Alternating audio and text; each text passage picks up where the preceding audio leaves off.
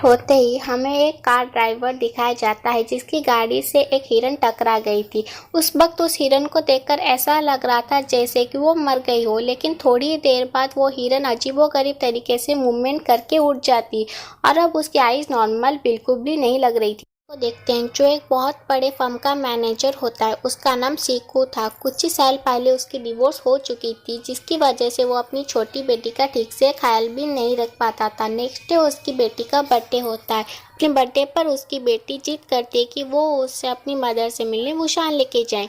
वो अपनी बेटी के बात पर एग्री भी हो जाता है और दोनों बाप बेटी एक ट्रेन पकड़कर बुसाने के लिए चल पड़ते हैं। पे और भी बहुत ज़्यादा लोग थे, जिनमें एक वर्किंग क्लास हस्बैंड सांगवा, उसकी प्रेग्नेंट वाइफ संग चियोंग, उनके अलावा एक हाई स्कूल के बेसबॉल टीम थी। और जैसे ही ट्रेन का डोर ओपन होता है, एक लड़की वहां पर आती है जिसके पाँव पर किसके काटने का निशान था, और देखते ही देखते मौके पर वो लड़की एक जॉम्बी में चेंज हो जाती है। बनने के बाद वो लड़की ट्रेन के एक अटेंडेंट को काट लेती है और उसको काटते ही वो अटेंडेंट भी जॉम्बी में बदल जाती है। बस ऐसा होते ही ये वायरस बहुत तेज़ी से उस ट्रेन में फैलने लगता है, जिसकी वजह से बहुत से लोग उसके लपेट में आ जाते हैं।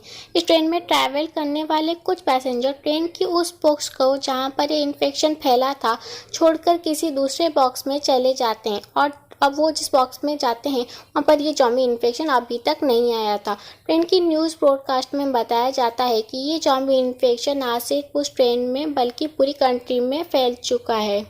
ट्रेन किसी दूसरे स्टेशन पर जाकर रुकती है तो सारे पैसेंजर सिटी की तरफ भागते हैं, लेकिन बाहर निकलकर वो अपने इर्द गिर्द देखते हैं कि यहाँ तो पहले ही वो जॉम्बी इन्फेक्शन पूरी तरह फैला हुआ है, जिसकी वजह से वो वापस ट्रेन की तरफ भागते हैं। ट्रेन में बैठने की भागदौड़ में लोग अलग अलग डब्बों में बैठ जाते हैं। तब ट्रेन का कंडक्टर इस ट्रेन को बुसान की तरफ ले जाने का सोचता है, क्योंकि उसे रिपोर्ट मिली थी कि कुछ बच्चे कुछ शहर में, बुसान भी एक शहर है जहाँ अभी तक इन्फेक्शन एंटर नहीं हो सका है। सांगवा और युंगोक ट्रेन में रास्ते ढूंढते हुए बाकी पैसेंजर से भी मिलते हैं और ये 6 के 6 लोग मिलकर ट्रेन के अगले वाले डब्बे में जाने की कोशिश करते हैं। उनकी इस कोशिश में उन्हें बहुत सारे जॉम्बी से बचकर निकलना पड़ता है। अगले वाले डब्बे में और भी बहुत सारे लोग थे जहां पर सेफ बैठे थे। जब ये 6 लोग बड़ी मुश्किल से किसी तरह से उस डब्बे तक पहुँच ही जाते हैं तो सेल्फी COO उन्हें अंदर आने नहीं देता। उसके बाद ना था कि ये 6 लोग भी इन्फेक्शन का शिकार हो चुके हैं, जिसकी वजह से वो लोग को भड़का लगता है।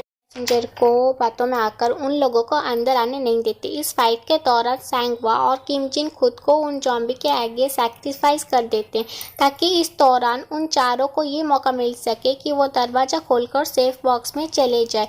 और अंदर आ जाने के बाद COO उन चारों लोगों को चैम्बर में आइसोलेट करता है, ताकि अगर इन्फेक्शन के शिकार हो चुके हैं तो बाकी लोग इस इन्फेक्शन से बच सकें। दूसरी तरफ उन पैसेंजर में एक औरत जो काफ़ी अपसेट थी, क्योंकि उसकी सिस्टर इनगिल अभी जॉम्बी बन गई थी, और तब वो जानबूझकर उस दरवाजे को खोल देती है जहां पर इन्फेक्टेड लोग थे।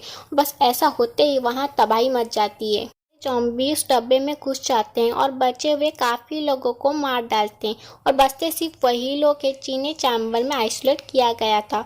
वो था सियोक्वा, स्वान और सियोंग। इनके अलावा COO और एक ट्रेन अटेंडेंट खुद को बाथरूम में बंद करके अपनी जान बचा लेते हैं। फिर हम देखते हैं कि इस ट्रेन का रास्ता ब्लॉक हो चुका था, जिसकी वजह ये थी कि उस ट्रेन की पटरियाँ बंद थी।